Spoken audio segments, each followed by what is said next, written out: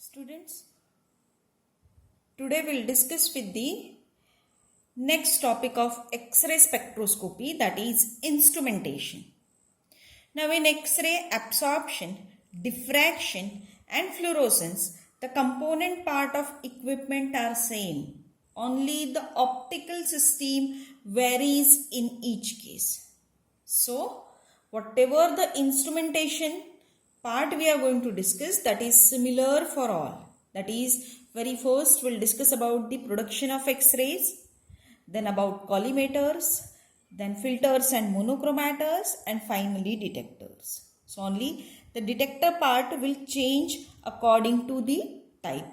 Otherwise, the previous part, that is X-ray production, then collimators, monochromators will be same for all. So, very first we'll start with the first part, that is production of X-rays. Now X-rays, already we have discussed about the origin of X-rays. So X-rays are generated when high velocity electrons strikes or impinges on a metal target. So approximately 1% of total energy of electron beam is converted in X-rays and remaining energy is dissipated as a heat. So mainly the production of X-rays is done by using the College tube. So this is a schematic diagram for the College tube.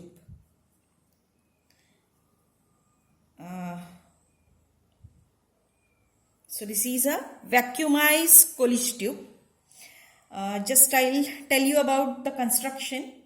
It consists of a cathode. So this is your cathode C, which have generally a tungsten filament.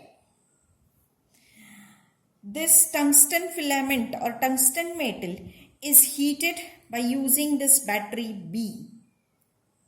So what will happen? When it is heated, it will start emitting the electrons. And these electrons are of high energy. So what will happen? Thus the beam of, you can say that the electrons will produce and it will form a cathode ray. Okay. So stream of electron will be produced. Now, the positive voltage in the form of an anode having a target A, so this is your target A, is kept near these electrons. So electrons are accelerated towards A. When they strikes to the target, the electrons, what will happen? They will strike to the target with a high energy. So what will happen? When high energy electron strikes to the metal target, at that time in the metal, the electrons from the inner orbit or electrons from the inner shell will be removed. As the electron from the inner shell will remove, what will happen? So from the outer shell electron, it will jump into the inner shell. And when it jumps into the inner shell, it emits energy in the form of X-ray. So in this way, the X-rays are generated from this target. So in this way, the X-rays are generated. Now the choice of target metal will depend on the sample which is to be examined.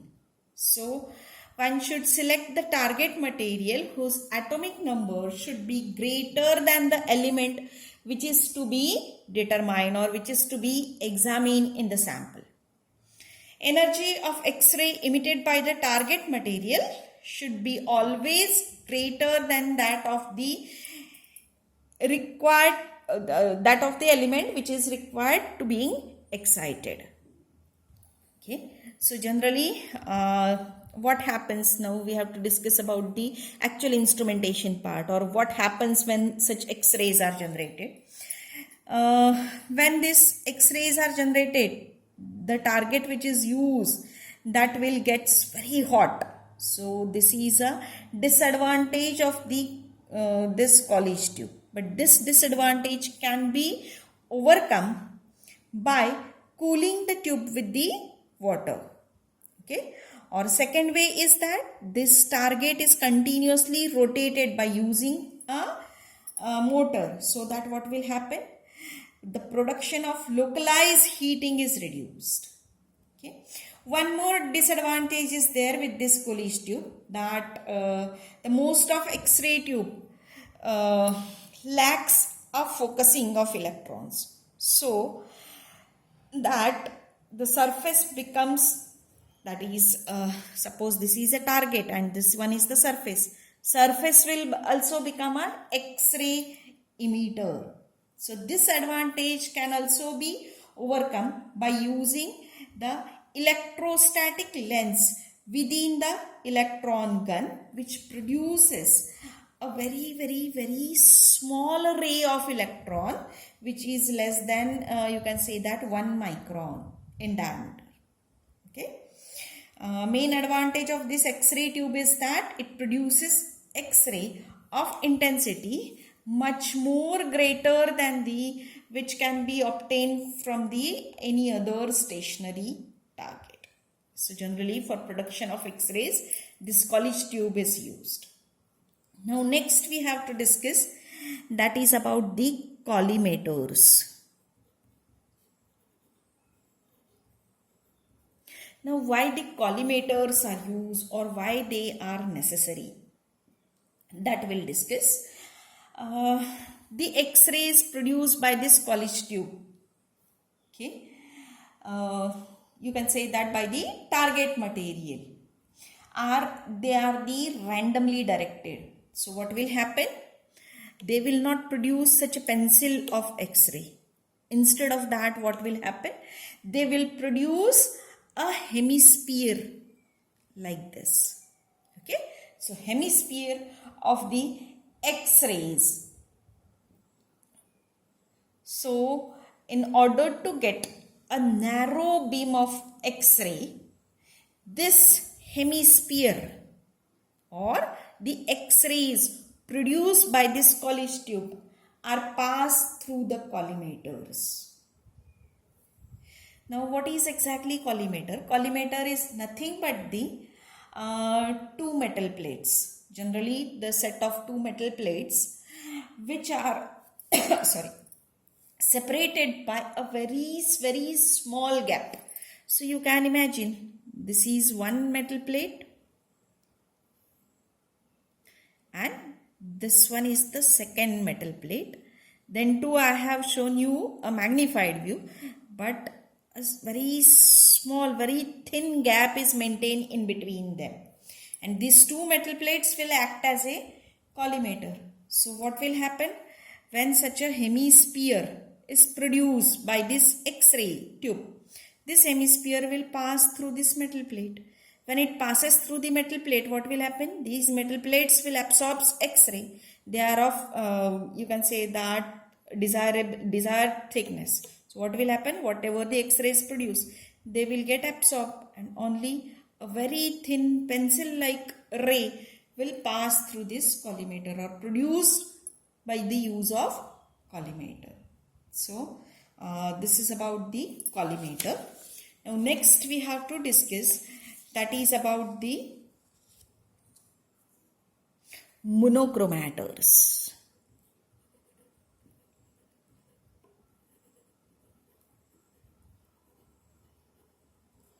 Monochromators. Now generally the X-rays produced may be of mixed type. So to get the monochromatic X-rays, the monochromators are used. Now these monochromators are again of two types. Out of that, first one is filters and second is crystal monochromators. So very first we'll discuss about the filters. The X-ray beam can be partially monochromatized by insertion of suitable filter. Okay, so filter is a window which absorb undesirable or not required X-rays and allowed to pass the required X-rays. So this method is just like your UV visible spectroscopy, in which we are using the filters. So they are going to use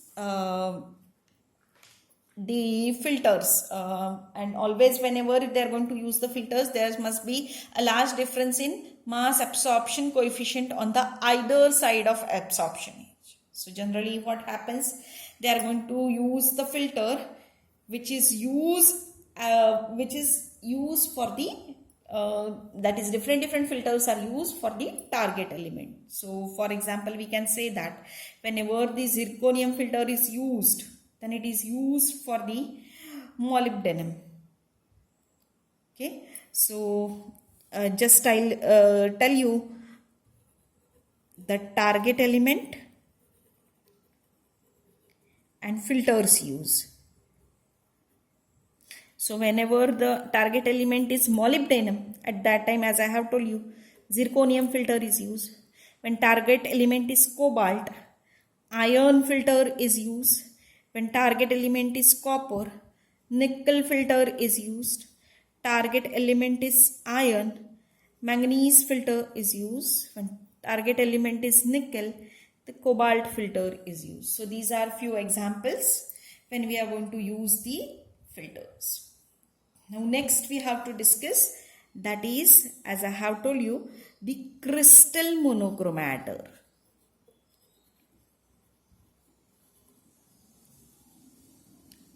So as name indicates, crystal monochromator. So crystal material is used as a monochromator.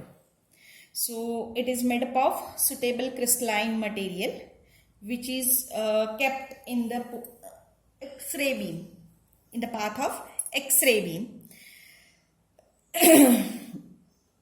So when it is placed in the path of X-ray beam, and when your Bragg's equation is verified for the required wavelength, that required wavelength will, or you can say that required wavelength X-ray will pass through it.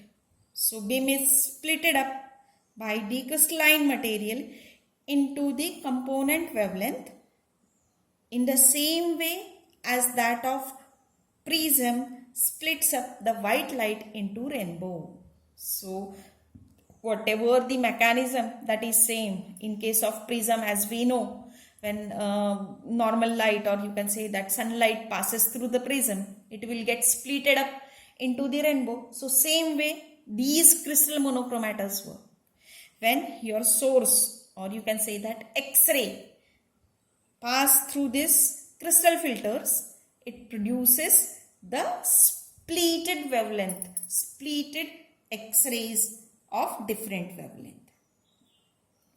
So generally for the monochromators, the crystal, you can say that for the monochromators, the crystalline material used is generally sodium chloride or lithium fluoride or quartz, etc. The crystal materials are used.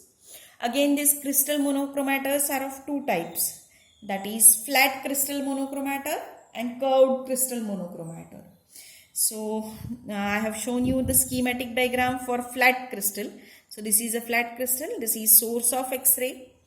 It will make an incident angle theta, and then it passes. You can put the slit and everything, which I hadn't shown you over here. Okay. Now this one is the, you can say that, curved crystal monochromator.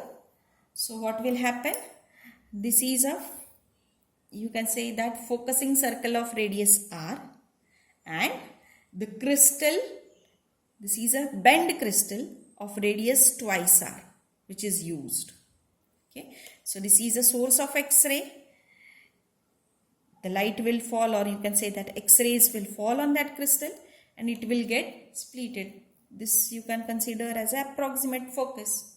So in this way the X-rays are splitted up into the monochromatic wavelength. So it's necessary that whenever we are going to use the X-ray spectroscopy, the monochromatic X-ray light must be there. So therefore we are going to use the monochromat.